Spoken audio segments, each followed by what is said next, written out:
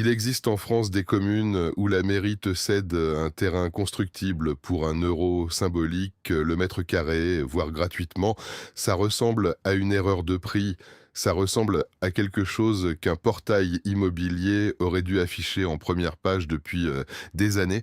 Sauf que personne ne te dit le reste parce que ce n'est pas un cadeau, c'est un contrat. La mairie ne vend pas du foncier, elle achète des habitants, elle achète des enfants pour remplir une classe, des clients pour sauver un commerce, des cotisants pour maintenir une association. Et si tu repars avant 10 ans, dans certains cas, tu rembourses. Certains de ces programmes ont sauvé une école, d'autres ont généré 5000 appels en 48 heures. Et l'un d'entre eux, le dernier, a littéralement doublé la population d'un village du Cantal. Numéro 6, tu ne l'attendais pas. Ce type de programme existe depuis le milieu des années 2010, discret, peu relayé par les grandes plateformes immobilières parce qu'il ne génère aucune commission. Les terrains ne passent pas par des agents, ils passent par les mairies, parfois par un simple article dans la presse locale, parfois par France Télévisions. Ce n'est pas un phénomène isolé, ce sont des maires de communes de quelques centaines d'habitants qui ont pris la même décision indépendamment les uns des autres, dans le Morbihan, la Haute-Loire, la Creuse, le Finistère, le Cantal, tous avec le même calcul derrière, perdre de l'argent sur le terrain pour en gagner sur la démographie. La question est de savoir combien ont vraiment réussi ce pari. Bieuzy-les-Eaux, 755 habitants, Morbihan. La commune s'est lancée dès 2010 dans ce qui allait devenir, pour quelques années, une petite légende locale. 5 parcelles de 423 à 503 mètres carrés dans un lotissement déjà viabilisé, proposé à 1 euro le mètre carré. L'idée était simple. Le lotissement existait, les réseaux étaient en place, il fallait juste des acheteurs. Bieuzy voulait des jeunes couples, des enfants, un peu de vie dans des rues qui commençaient à se vider. Ça, le problème, c'est que l'annonce n'a pas produit l'effet escompté. 6 ans plus tard, en 2016, un seul terrain avait été vendu. Zéro maison construite, le lotissement était toujours là, les parcelles presque toutes vides, les réseaux installés pour personne. Et en 2018, c'est le maire lui-même, Alain Lègle, qui a prononcé publiquement la sentence. Le terrain à 1 euro le mètre carré, a-t-il dit, était une fausse bonne idée. Ce qui rend ce cas particulièrement instructif, c'est la transparence du bilan financier. La commune avait investi 30 000 euros dans la viabilisation. Pour être rentable, elle aurait dû vendre ses parcelles à 26 euros le mètre carré, soit 26 fois le prix affiché. En les bradant à 1 euro, elle perdait de l'argent sur le foncier et en plus, elle n'attirait personne. Double échec. Le maire a même cité Berrien, en Finistère, comme exemple de précurseur, soulignant que le succès de Berrien n'avait pas été automatiquement reproductible partout. Ce qui fonctionne dans un contexte ne transplante pas mécaniquement ailleurs. Bieuzy-les-Eaux n'était pas assez proche des grands axes, le bassin d'emploi local n'offrait pas assez de postes pour attirer des actifs, le prix du terrain n'était tout simplement pas le seul frein. Pour qui cherche à construire en Bretagne intérieure, la distance à un bassin d'emploi stable pèse autant, sinon plus, que le prix du foncier. Un terrain à 1 euro ne compense pas 45 minutes de trajet quotidien sur des routes départementales. L'isolement géographique de Bieuzy-les-Eaux reste l'inconvénient que le prix symbolique ne peut pas corriger. La commune est loin de Pontivy, encore plus loin de Lorient. Les services de santé, les collèges, les commerces quotidiens supposent une voiture et une disponibilité que tout le monde n'a pas. Ce que ce cas révèle, c'est que le terrain à 1 euro n'est pas une formule magique, c'est un outil. Et comme tout outil, il ne fonctionne que si les conditions autour sont réunies. À Bieuzy-les-Eaux, elle ne l'était pas.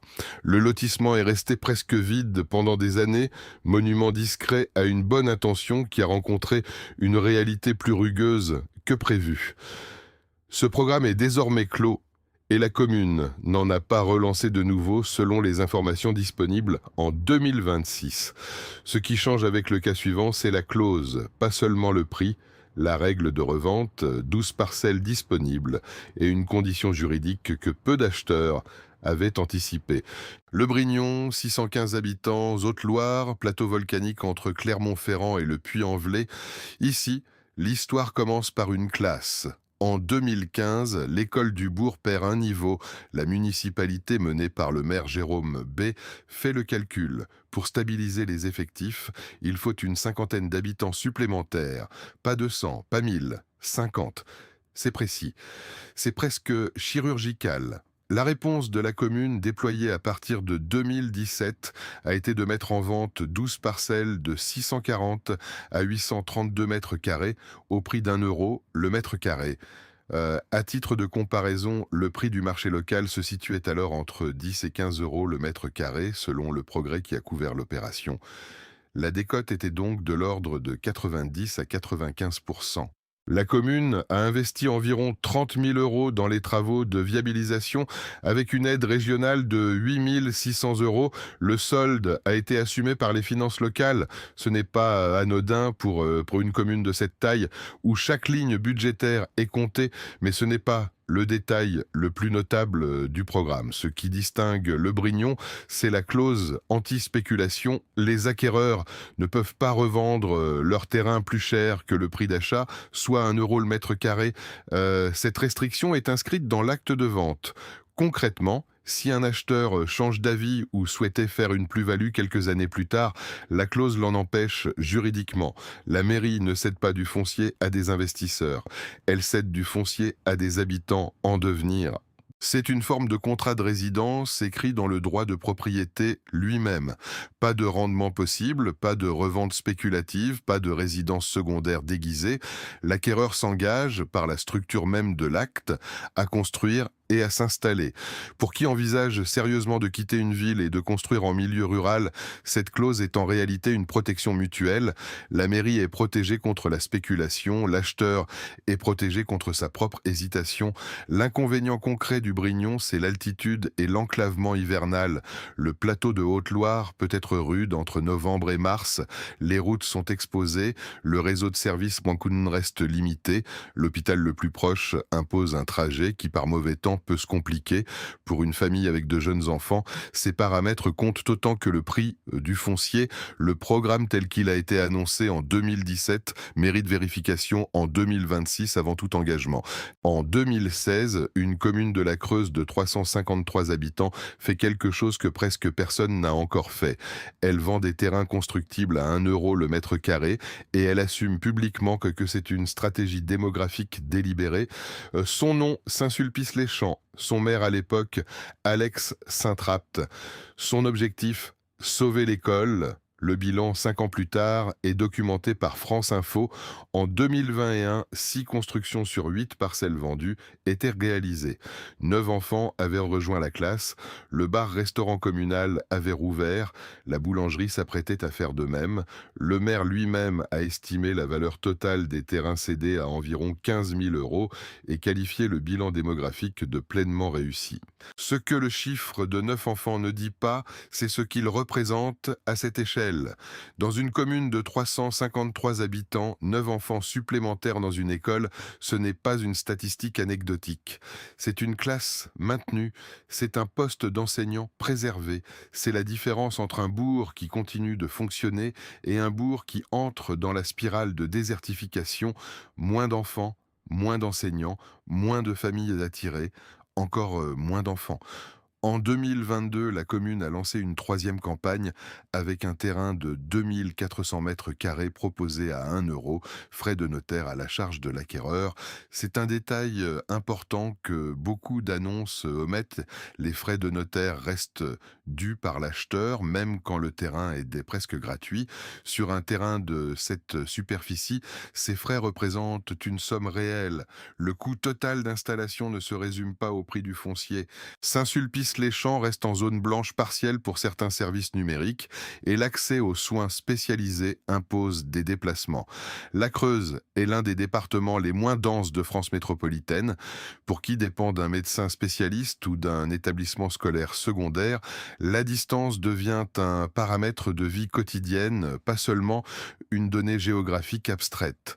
Ce sont les termes réels du contrat que signe quiconque s'installe ici.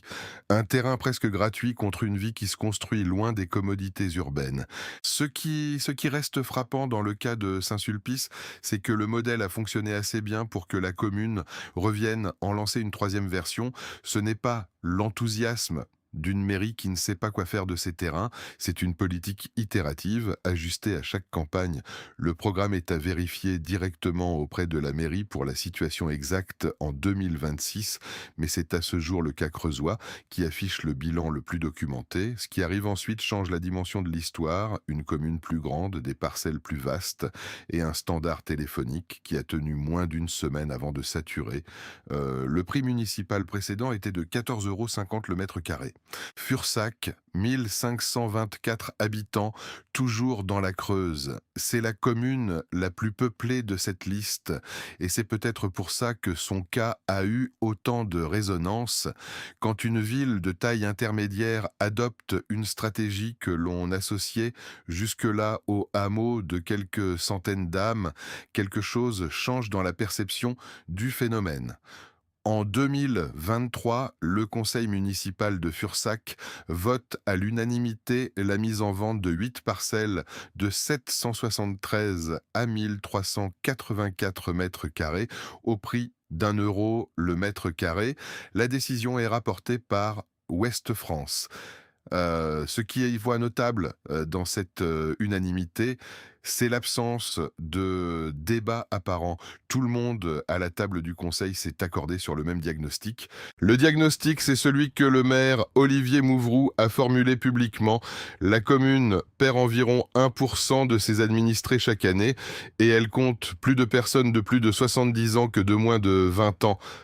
Ce déséquilibre des classes d'âge, c'est le signal le plus clair qu'une communauté envoie avant de commencer à se vider structurellement.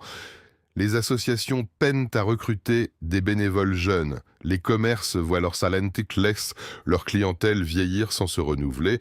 L'école tient, mais pour combien de rentrées encore? Le prix municipal précédent pour ces mêmes terrains était de 14,50 € le mètre carré. En passant à 1 €, la commune accepte une décote de plus de 93% sur la valeur de son foncier. C'est une perte sèche dans les comptes de la commune, mais le maire la présente comme un investissement démographique, attirer des familles, remplir les classes, maintenir les commerces en vie. La réaction a été immédiate et massive. Selon le maire, des dizaines d'acheteurs potentiels se sont bousculés au standard téléphonique de la mairie après l'annonce. Un standard de mairie de village conçu pour répondre à quelques appels par jour, soudainement submergé par des gens qui appellent depuis toute la France, certains depuis l'étranger, tous avec la même question.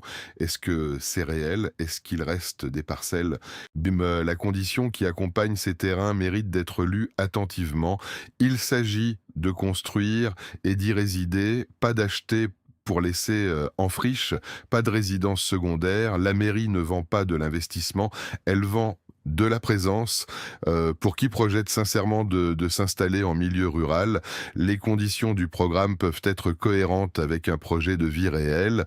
Pour qui cherche simplement un terrain à bas prix, la clause de résidence est un frein rédhibitoire. L'inconvénient de Fursac s'est partagé avec l'ensemble du département. La Creuse est l'un des territoires les moutards les moins bien desservis de France métropolitaine en matière de soins spécialisés. Les déserts médicaux y sont une réalité documentée. Construire ici, c'est accepter de dépendre d'une voiture pour la quasi-totalité des besoins qui dépassent le quotidien immédiat. Ce n'est pas une raison d'exclure le projet, mais c'est un paramètre que le prix du terrain ne peut pas effacer du budget de vie réel d'une famille. Le printemps 2015, un village de 943 habitants au cœur des Monts d'Arrée, en Finistère. La commune de Berrien vient de prendre une décision qui allait, sans qu'elle le sache encore, générer environ 5000 appels téléphoniques, attirer des journalistes d'Al Jazeera et d'une chaîne de télévision coréenne, et devenir la référence que d'autres maires m'en le citent encore 10 ans plus tard quand ils parlent de leur propre programme. La décision, 10 terrains viabilisés de 610 à 974 mètres carrés, mis en vente à 1 € le mètre carré. Ces mêmes terrains avaient été proposés auparavant à 9,50 € le mètre carré sans trouver preneur. Personne ne voulait s'installer à 9,50 €. À 1 € le monde entier a appelé, y compris depuis les Émirats arabes unis. La raison derrière la décision était précise. En 2014, l'école de Berrien risquait de perdre l'une de ses 4 classes. Pour maintenir le seuil d'élèves nécessaire, la commune devait attirer des familles avec enfants, pas des retraités, pas des investisseurs, pas des propriétaires de résidences secondaires, des familles avec des enfants en âge d'aller à l'école primaire. La sélection des acheteurs a été faite en conséquence. La commune a refusé les candidats étrangers qui voulaient acheter sans s'installer. Elle a refusé les spéculateurs. Elle a trié parmi les 5000 appels ceux qui correspondaient au projet qu'elle finançait. Ce tri n'était pas cosmétique, c'était la condition de réussite du programme. Un terrain à 1 euro vendu à quelqu'un qui ne s'installe pas, c'est un terrain perdu 2 fois, une fois financièrement, une fois démographiquement. Le résultat a été documenté par Ouest France plusieurs années après les ventes. Les 4 classes de l'école ont été sauvées. Le village a maintenu ses effectifs scolaires. C'est le bilan que la commune cherchait. Pas une croissance spectaculaire, pas un retournement démographique complet, juste la stabilisation de ce qui allait se perdre. Les monts d'Arrée offrent un environnement naturel parmi les plus préservés de Bretagne, avec ses landes, ses tourbières, ces lumières particulières que les peintres bretons ont documentées depuis 2 siècles. Mais cet isolement a un revers concret. Berrien est loin des grands axes routiers bretons, loin de Brest, loin de Quimper. Pour une famille avec un actif qui travaille en ville, le trajet quotidien est une question centrale que le prix du terrain ne résout pas à lui seul. Le programme de 2015 est clos depuis longtemps. Si Berrien ouvre un nouveau dispositif, ce sera à vérifier directement auprès de la mairie en 2026. Ce qui reste de Berrien dans l'histoire des programmes de terrain à 1 euro, c'est quelque chose d'assez rare. La preuve que le dispositif peut fonctionner quand la commune choisit rigoureusement ses acquéreurs et que l'objectif est démographiquement ciblé. 5000 appels pour 10 terrains, un ratio qui dit tout sur l'ampleur de la demande qui existait, comprimée pendant des années sous un prix de 9,50 € que personne ne trouvait justifié pour un village des Monts d'Arrée. La commune n'a pas créé la demande, elle a décidé de lui répondre. Et puis, il y a Parlant. 485 habitants, Cantal, à l'écart des routes nationales, dans une topographie qui décourage les constructions rapides et les projets improvisés. En 2009, la commune perd un poste d'enseignant titulaire. L'école qui tient le village debout depuis des décennies commence à chanceler. Le maire Michel Tisdou prend alors une décision qui dépasse le cadre de ce que les autres communes de cette liste ont osé faire. La commune achète 2 hectares de terrain pour 72 000 €, puis elle les découpe en 16 lots d'environ 1000 mètres carrés chacun et elle les offre gratuitement ou pour 1 € symbolique selon les formulations utilisées dans les actes. Le Parisien a documenté l'ensemble de l'opération en février 2024 dans un article de fond. Ce n'est pas une vente à prix réduit, c'est une cession pure, assumée comme telle par la collectivité. Sauf qu'il y a une clause, et cette clause change tout dans la lecture du dispositif. Si l'acquéreur quitte la commune avant 10 ans, il doit payer une indemnité de dédommagement de 5 000 € à la mairie. 5 000 €, pas le prix du terrain, pas la valeur marchande du foncier, mais une pénalité contractuelle pour rupture d'engagement. C'est l'élément qui fait de Parlin un cas à part entière dans cette liste. La mairie ne propose pas un terrain, elle propose un contrat de présence sur 10 ans. Cela ressemble presque à une arnaque vue de l'extérieur, jusqu'à ce qu'on lise les chiffres de l'autre côté. En 2010, Parlant comptait 327 habitants. En 2016, elle en comptait 431. En 2026, autour de 485. Ce n'est pas une décennie de communication institutionnelle. C'est une commune qui a réussi à croître dans un département qui se vide, dans une région où la décroissance démographique l'aide à les documenter depuis des décennies. 15 familles se sont installées, 8 logements ont été créés, le poste d'enseignant a été rouvert et une coiffeuse a créé son salon à Parlant, embauchant une assistante originaire de Paris. Cette dernière donnée mérite qu'on s'y arrête. Une personne formée à Paris, avec probablement l'ensemble des choix que la mobilité urbaine offre, a choisi Parlant. Cantal, 400 quelques habitants, pour y travailler. Ce n'est pas une anecdote de reportage, c'est un signal de ce qu'un tissu économique local peut recommencer à générer quand une masse critique démographique est atteinte. Pour comprendre ce que la pénalité de 5 000 € représente dans l'économie globale de l'opération, il faut recadrer. La commune a acheté 2 hectares pour 72 000 €. Sur 16 lots, c'est en moyenne 4 500 € par lot au prix d'acquisition. La pénalité de départ n'est donc pas arbitraire. Elle est calibrée pour récupérer approximativement ce que la commune a investi par terrain dans le cas où un acquéreur ne tiendrait pas son engagement. C'est un filet de protection financière pour la collectivité, pas une sanction morale. Le Cantal impose ses propres conditions de vie, le relief, les hivers, la distance aux services hospitaliers, au commerce spécialisé, aux infrastructures qui vont de soi dans une ville moyenne, pour qui dépend d'un suivi médical régulier ou d'une offre scolaire secondaire diversifiée. La géographie cantalienne est un paramètre de vie quotidienne à part entière. Parlant n'est pas une solution pour tout le monde, c'est une solution pour qui cherche précisément ce qu'elle offre: espace, calme, ancrage communautaire et un coût d'entrée foncier que rien d'autre sur le marché français ne peut égaler. Ce qui se passe à Parlant depuis 2009 ne ressemble à rien d'autre dans cette liste. Les autres communes ont proposé des terrains à 1 € le mètre carré avec des résultats variables. Parlant a donné ses terrains, absorber la perte financière, accepter le risque et à regarder sa population croître pendant que ses voisins continuaient de décliner. Il reste 16 lots découpés au départ. Combien sont encore disponibles en 2026? C'est à vérifier directement auprès de la mairie, Arceia, mais l'opération telle qu'elle a été documentée par Le Parisien en 2024 reste la référence la plus aboutie de ce type de programme en France rurale.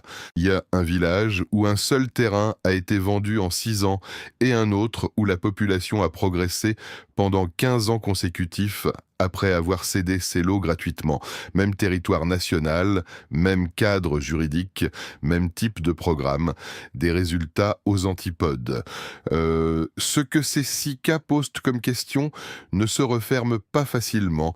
À quel moment un prix symbolique cesse d'être un avantage et devient la révélation d'un territoire que les conditions ordinaires de la vie moderne rendent objectivement difficile à habiter?